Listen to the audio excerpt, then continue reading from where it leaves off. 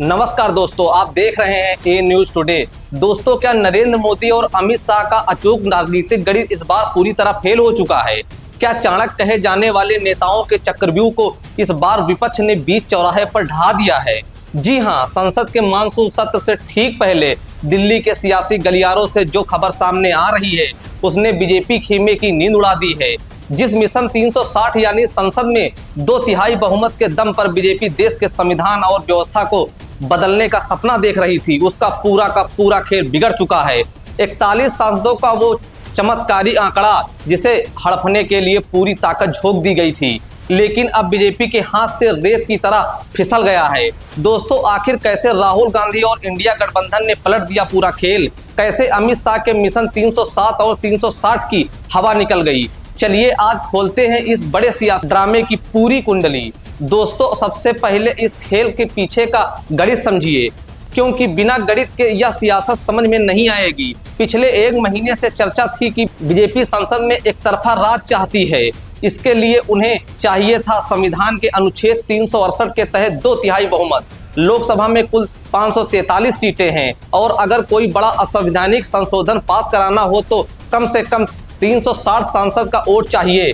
अब जरा मौजूदा एनडीए की लाचारी देखिए, क्योंकि सहयोगियों को मिलाकर भी बीजेपी के पास लगभग 319 सांसदों का ही जुगाड़ बैठ रहा है। यानी 2/3 के चमत्कारी आंकड़े से बीजेपी पूरे 41 सांसद दूर थी और इसी 41 के फासले को खत्म करने के लिए पर्दे के पीछे शुरू हुआ था शाह का मिशन 360।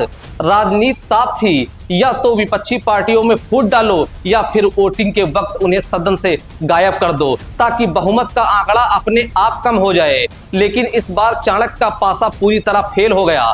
दोस्तों, बीजेपी की नजरें जिन 41 सांसदों पर टिकी थी उनमें सबसे बड़ा नाम था तमिलनाडु के डीएमके का। गोदी मीडिया में बड़े बड़े कयास लगाए जा रहे थे कि एमके स्टालिन की कांग्रेस से दूरियां बढ़ रही हैं, मोदी जी और स्टालिन की मुलाकातें हो रही हैं, डीएमके बीजेपी के पाले में आ सकती है। लेकिन हुआ क्या?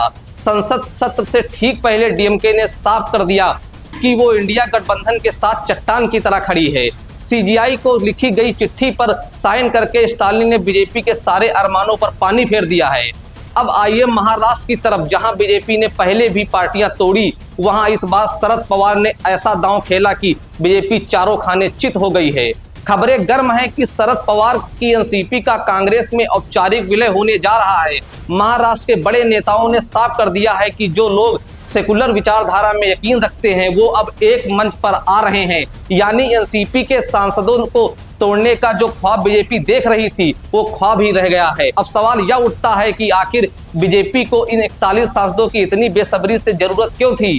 क्यों सरकार इस आंकड़े के लिए छटपटा रही थी? जवाब है सरकार के वो बड़े और विवादित एजेंडे जिन्हें वो बिना किसी रोक टोक के देश पर थोपना चाहती है। चाहे वो 1 नेशन 1 इलेक्शन का मुद्दा हो, राज्यों की सीमाओं को बदलने वाला परिसीमन हो या फिर संविधान के मूल ढांचे में कोई बड़ा फेरबदल, इन सब के लिए 2/3 बहुमत अनिवार्य है।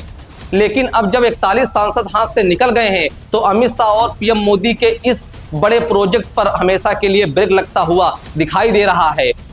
अब सरकार को हर एक बिल पास कराने के लिए सहयोगियों के आगे हाथ फैलाना पड़ेगा और विपक्ष के तीखे सवालों का सामना करना पड़ेगा। इस पूरे घटनाक्रम से एक बात तो साफ हो गई है, राहुल गांधी का इंडिया गठबंधन अब पहले से कहीं ज्यादा मजबूत और एकजुट नजर आ रहा है। अखिलेश यादव की समाजवादी पार्टी उत्तर प्रदेश में बीजेपी को पहले ही पटकनी दे चुकी है और संसद में भी विपक्ष के साथ मुस्तैदी से खड़ी है। डीएमके, एनसीपी और सपा की इस एकजुटता ने यह साबित कर दिया है कि विपक्ष को डराना या लालच देना उतना आसान नहीं है जितना बीजेपी समझ रही थी। संसद का आगामी मानसून सत्र अब सिर्फ एक सामान्य सत्र नहीं रह गया है, यह एक सियासी कुरुक्षेत्र बनने जा रहा है, जहां एक तरफ बैसाखियों पर टिकी सरकार होगी जिसके पास नंबरों की कमी है और दूसरी तरफ एक आक्रामक विपक्ष होगा जो सरकार को घुटनों पर लाने के लिए तैयार बैठा है। तो दोस्तों, 41 सांसदों के हाथ से फिसल जाने के बाद क्या आपको लगता है कि बीजेपी कोई नया खेला कर पाएगी? क्या अमित शाह साम दाम दंड भेद लगाकर फिर से कोई नया जुगाड़ बिठा पाएंगे, या फिर इस बार राहुल गांधी और इंडिया गठबंधन मोदी सरकार के रथ को रोकने में पूरी तरह कामयाब हो चुके हैं? अपनी राय कमेंट बॉक्स में जरूर बताएं और चैनल को सब्सक्राइब करना ना भूलें। जय हिंद।